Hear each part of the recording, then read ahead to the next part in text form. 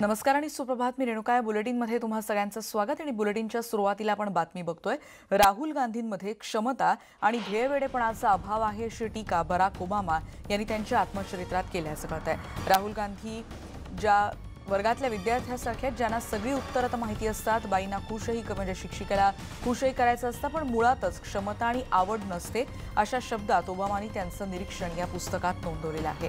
अ promised land असं या आत्मचरित्राचं नाव आहे आणि ज्यामध्ये त्यांनी जगातील अनेक नेत्यांबद्दल आपली मतं व्यक्त केली आहेत. Doctor Manmohan Singh, Sonia Gandhi, Vladimir Putin यासारख्या मोठ्या नेत्यांचाही उल्लेख या आत्मचरित्रात करण्यात आलाय. तेव्हा आता आपण बघतोय की आत्मचरित्रात ओबामांनी हे निरीक्षण नोंदवलेलं आहे. अमेय सुमळे आमचे प्रतिनिधी आता आपल्या सोबत आहेत. अमेय, हे निरीक्षण महत्त्वाचं आहे, ते देखील इतक्या मोठ्या नेत्यांनी नोंदवलेलं. आणखीन काय काय तपशील या पुस्तकाबद्दल, कारण या पुस्तकाची चर्चा देखील होते आहे, काय आणखीन तपशील सांगता येईल? रिलीज होत आहे. मला वाटतं अमेरिकन निवडणूक होण्यासाठी ओबामा आणि त्यांचे जे प्रकाशक आहेत पेंग्विन ते थांबले होते आणि हे जगभरात एकाच वेळी आत्मचरित्र रिलीज होणार आहे आणि हे 2 खंडामध्ये रिलीज होणार आहे. सो हे जे पहिलं आता आपण ज्याची चर्चा करतोय किंवा उल्लेख करतोय, अ प्रॉमिस्ड लँड, हे त्या खंडातलं पहिलं पुस्तक आहे. ह्याच्यामध्ये ओबामांचं लहानपण तेव्हापासून ते त्यांच्या अध्यक्ष पदाची जी पहिली कारकीर्द होती 2008 ते 12 इतका कार्यकाळ ह्या पुस्तकामध्ये कव्हर केलेला आहे. आणि त्यामुळेच आपण बघू की ह्याच्यामध्ये नरेंद्र मोदींचा उल्लेख नाहीये, कारण 2008 ते 12 या काळात मोदी हे गुजरातचे सीएम होते, ते पंतप्रधान नव्हते त्या काळात. आता राहुल गांधींकडे यायचं म्हटलं तर अशा आत्मचरित्रात अपेक्षेप्रमाणे अनेक जागतिक नेत्यांचा उल्लेख असतो आणि त्याच्यामध्ये सोनिया गांधी आणि मनमोहन सिंग यांच्याबद्दल खूप चांगले आणि कौतुकास्पद उद्गार ओबामांनी काढलेत. पण त्याच वेळेला राहुल गांधींवर त्यांनी टीकात्मक लेखन केलंय. ते म्हणाले की त्यांना करायचं तर खूप काही असतं, त्यांचा हेतू पण चांगला असतो, पण कुठेतरी ॲप्टिट्यूड हा इंग्लिश शब्द त्यांनी वापरलाय, म्हणजे योग्यता किंवा क्षमता ही त्यांची कमी पडते आणि त्यासाठी लागणारा ध्येयवेडेपणा किंवा चिकाटी किंवा कसोटी ही कमी पडते. त्याच वेळेला राहुल गांधी यांच्या आई म्हणजे सोनिया गांधी यांच्या व्यक्तिमत्वाचं त्यांनी खूप कौतुक केलं आहे. ते म्हणालेत की खरं सौंदर्य जे असतं ते मला खूप कमी बघायला मिळालंय आणि ते मला सोनिया गांधींमध्ये जाणवलं. तर दुसरीकडे मनमोहन सिंग बद्दल त्यांनी लिहिलंय की त्यांची सचोटी जी आहे किंवा त्यांची जी कटिबद्धता आहे त्यांच्या देशातल्या लोकांच्या विकासाबद्दल किंवा त्यांच्या कामाबद्दल, या कटिबद्धतेबद्दल मला खूप कौतुक वाटतं आणि इतकी कमिटमेंट किंवा इतकं पॅशन मी खूप कमी लोकांमध्ये बघितलंय. आणि खरं तर ओबामा यांनी जेव्हा त्यांचं पद सोडलं तेव्हा काही महिन्यानंतरच त्यांनी हे पुस्तकाचं डील साईन केलं होतं. त्यांच्या पत्नी मिशेल यांचं आत्मचरित्र तर आधीच आलेलं आहे. आता ओबामांचं आत्मचरित्र 2 खंडात येतंय. एक 17 नोव्हेंबरपर्यंत हे पुस्तक रिलीज होणार आहे. निश्चितच. धन्यवाद अमेय, या सगळ्या सविस्तर माहितीबद्दल. आपण बघतोय की त्यांनी म्हणजे इतक्या मोठ्या नेत्यांना नोंदवलेली ही निरीक्षणं आहेत आणि त्याबद्दल उत्सुकता आहेच या पुस्तकाबद्दल. आणि जसं अमेय सांगत होते की या पुस्तकामध्ये कशा रीतीने ही सगळी निरीक्षणं नोंदवण्यात आलेली आहेत. जेएनयूमध्ये स्वामी विवेकानंद यांच्या पुतळ्याचं अनावरण करण्यात आलं. राष्ट्रहितापेक्षा विचारधारा महत्त्वाची नसते अशा शब्दात नरेंद्र मोदी पंतप्रधान नरेंद्र मोदी यांनी डाव्या विचारसरणीतल्या लोकांना प्रत्यक्ष टोला लगावलाय. जेएनयूच्या कॅम्पसमधील ही मूर्ती 2018 पासून झाकून ठेवण्यात आलेली होती आणि यावेळी मोदी येताच विद्यार्थ्यांनी जय श्रीराम आणि वंदे मातरमच्या घोषणा दिल्या. जेएनयूमध्ये डाव्या विचारांच्या विद्यार्थ्यांची संख्या मोठी आहे आणि यावेळी केंद्रीय शिक्षण मंत्री रमेश पोखरियाल निशंक देखील उपस्थित होते. देशातील युवक देशाचा ब्रँड अँबॅसेडर असल्याचं देखील यावेळी पंतप्रधान आपल्या भाषणात म्हणाले.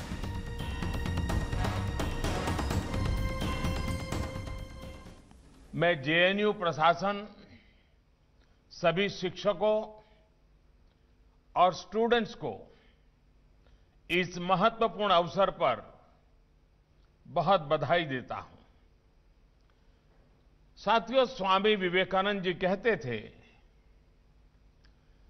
मूर्ति में आस्था का रहस्य ये है, मूर्ति में आस्था का रहस्य ये है कि आप उस एक चीज से विजन ऑफ डिविनिटी डेवलप करते हैं।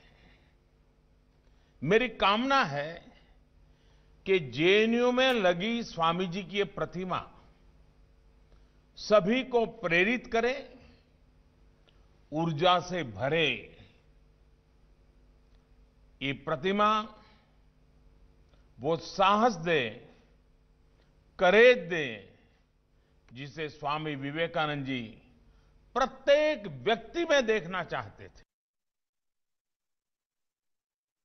तो ये छात्रों के लिए एक नई दिशा है और इस पे मतलब बेहद ही 3 सालों से इसका इंतजार था जी, इसका अनावरण हो। और ये एक मतलब एक आदर्श है स्वामी विवेकानंद सभी छात्रों के लिए, और इनको देखकर बहुत कुछ सीखने को मिलेगा। अभी हमारी विचारधारा है, हमारे विचार अलग हो सकते हैं, लेकिन हमारा जो कमिटमेंट है, हमारा जो प्रतिबद्धता है वो देश के लिए होगी। देश हित और राष्ट्र हित सर्वोपरि होगा। हमारी विचारधारा, हमारे मत और मतांतर कुछ भी हो सकते हैं, हम उस पर खुल के डिस्कशन कर सकते हैं, लेकिन हम देश हित और राष्ट्र हित के खिलाफ उसके ऊपर कोई नहीं जा सकता है। आज का मैसेज हमें लगता है कि विवेकानंद नगर नेहरू जी आमने सामने है। उसी की बात, इसी धारा की बात आज प्रधानमंत्री नरेंद्र मोदी ने भी की है। आणि या विद्यार्थ्यांच्या प्रतिक्रिया ऐकल्यानंतर पुढची बातमी आहे बिहारमधली, कारण तिथे नवीन सरकार स्थापन करण्यासाठी कालपासून चर्चेला सुरुवात झाली आहे, अशी माहिती जेडीयूमधल्या सूत्रांनी न्यूज 18 नेटवर्कला दिली। शपथविधीची तारीख मात्र अजून नक्की झालेली नाही। आणि दुसरी महत्त्वाची गोष्ट म्हणजे मुख्यमंत्रीपद स्वीकारायला नितीश कुमार उत्सुक नाहीत, हे वृत्त चुकीचं असल्याचं कळतंय। नितीश यांची अशी कुठलीही भूमिका नाही, अशी देखील माहिती सूत्रांनी दिली आहे। त्यामुळे बिहारमधली ही एक महत्त्वाची घडामोड। दरम्यान निवडणुकीच्या निकालानंतर नितीश कुमार पहिल्यांदाच मीडियासमोर आले। त्यांनी लवकरात लवकर सरकार स्थापन करण्याबद्दल काय वक्तव्य केलंय ऐकूया। हम लोग बातचीत करेंगे आपस में, सब लोग जो है चारों घटक दल के लोग कल मिलेंगे। वैसे हम लोगों की मुलाकात सब लोगों से हो चुकी है, लेकिन एक साथ बैठना चाहिए। कल संभावित है कि हम लोग आपस में बातचीत करेंगे। औपचारिक मीटिंग तो उसके बाद, मैंने विधानमंडल दल की बैठक तो उसके बाद इनकी, लेकिन कल चारों घटक दल के लोग आपस में बैठ के बातचीत करके ही एक एक चीज तय करेंगे कि इस दिन क्या करें। आपण पहिली नितीश कुमार यांची प्रतिक्रिया आणि या संदर्भातली पुढची बातमी। नितीश कुमार आणि एलजेपीवर एकीकडे अप्रत्यक्ष काल निशाणा साधलाय, कारण जेडीयूचे उमेदवार उभे होते तिथे एलजेपीनं उमेदवार उभे केल्यानं अनेक ठिकाणी पराभव झाल्याचंही त्यांनी म्हटलंय।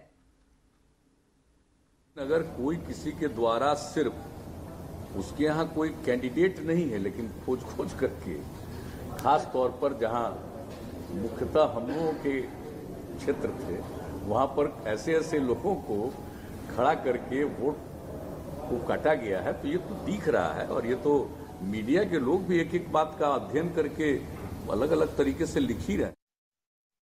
आणि बघूयात आता तिकडचे नेते तेजस्वी यांनी नितीश कुमार यांच्या मुख्यमंत्री पदाच्या चर्चेबद्दल काय वक्तव्य केलंय।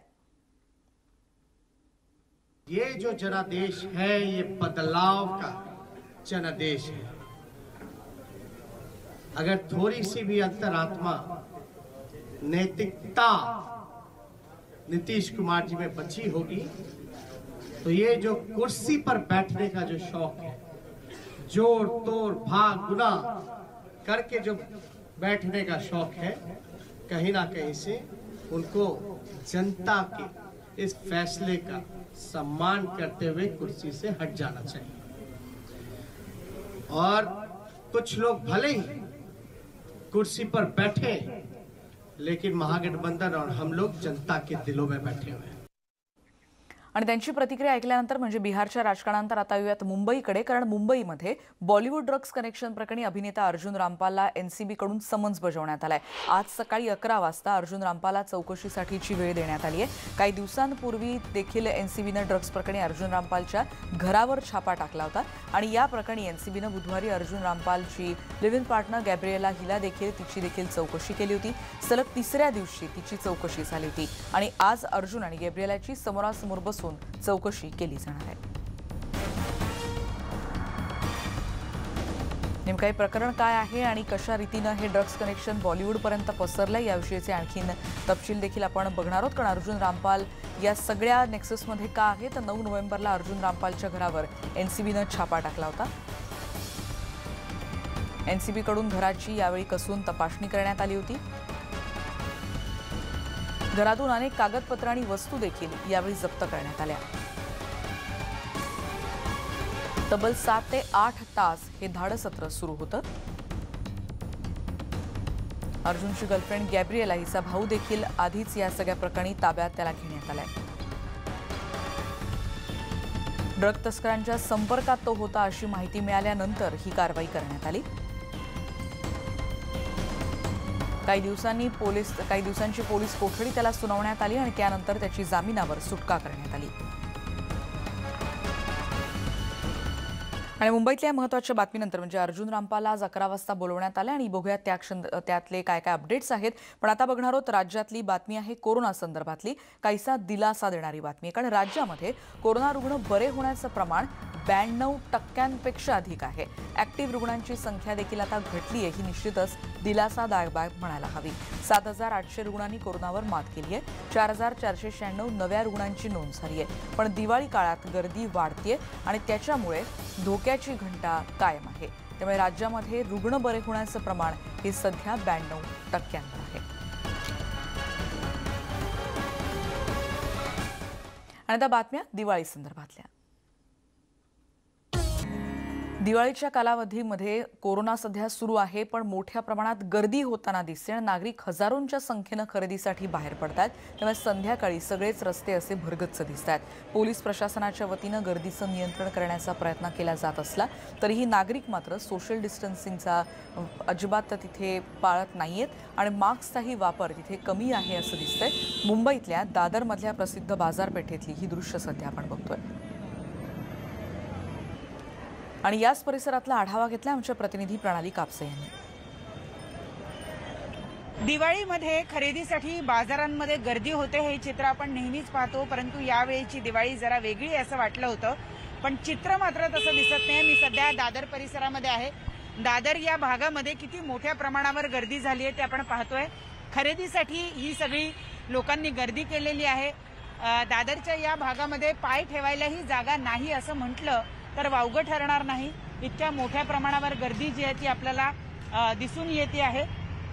लोक मोठ्या संख्येनं खरेदीसाठी आलेले आहे. महापालिकेच्या वतीनं सातत्यानं आवाहन केलं जात आहे लोकांना की त्यांनी गर्दी करू नये, शक्यतो ऑनलाईन शॉपिंग करावी म्हणून, म्हणजे जर बाजारामध्ये जी काही गर्दी होते ती गर्दी होणार नाही.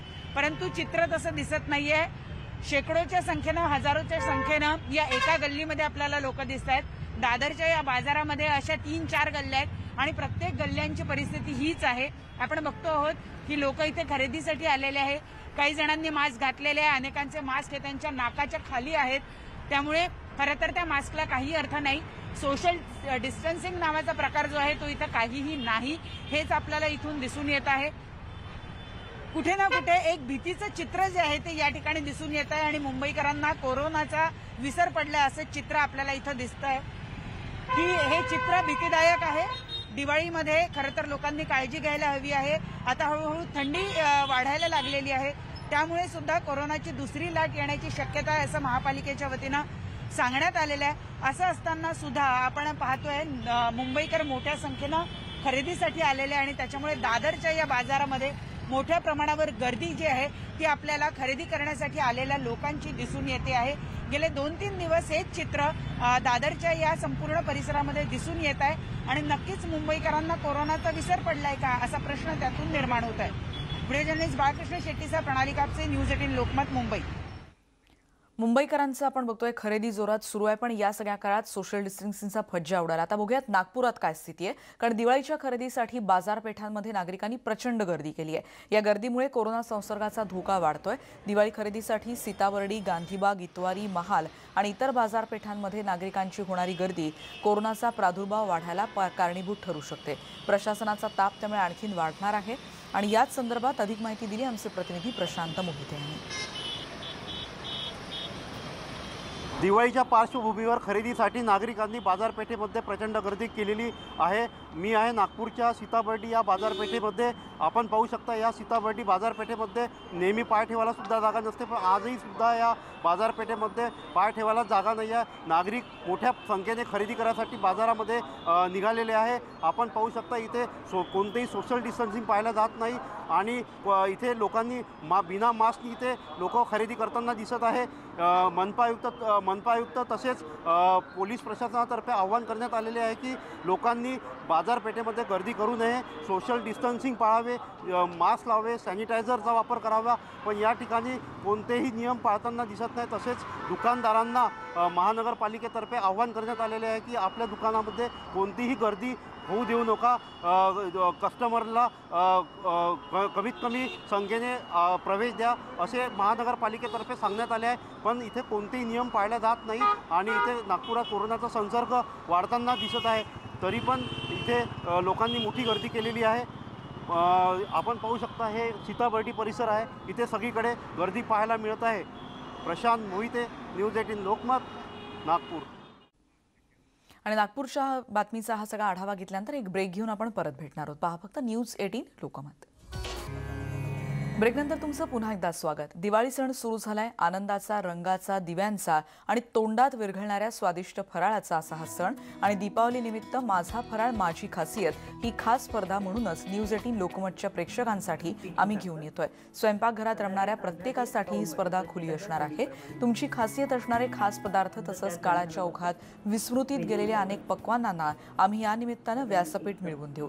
तुमच्या कष्टाला आम्ही योग्य न्याय आणि त्याचा यथोचित सन्मान करणार आहोत. महाराष्ट्राची समृद्ध खाद्य संस्कृती अधिकाधिक लोकांपर्यंत पोहोचवण्यासाठी या स्पर्धेत सहभागी व्हा आणि भरभरून सहभाग घ्या. तिसरी बोळी ठेवायची, परत बोटानी.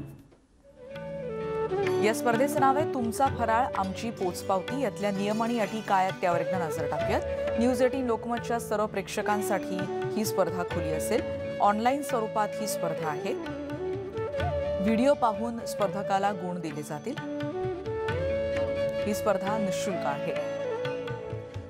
फराळ बनवतानाचा 2 मिनिटांचा व्हिडिओ तयार तुम्हाला करायचा आहे. कोणत्याही प्रकारचा फराळाचा नमुना त्यासाठी पाठवू नका. फराळाच्या साहित्याचा व्हिडिओ, यादी आणि कृती देखील तुम्ही व्हॉट्सअपवर पाठवू शकता. प्रवेशिका स्वीकारण्याचा कालावधी 8 नोव्हेंबर ते 12 नोव्हेंबर आणि 13 नोव्हेंबर नंतर, म्हणजे आज नंतर कोणतीही प्रवेशिका स्वीकारली जाणार नाही. पण त्यानंतरचे सगळे अपडेट्स आम्ही तुमच्यापर्यंत, यातले कोण यातले विजेते आहेत याविषयीचे अपडेट्स आम्ही तुमच्यापर्यंत पोहोचवत राहू. व्हॉट्सॲपसाठीचा क्रमांक देखील आपण आता टीव्ही स्क्रीनवर बघतोय. आणि बातमीनंतर आणि या स्पर्धेचे अपडेट घेतल्यानंतर या बुलेटिनमध्ये आत्ता इथेच थांबतोय. पहा फक्त न्यूज 18 लोकमत.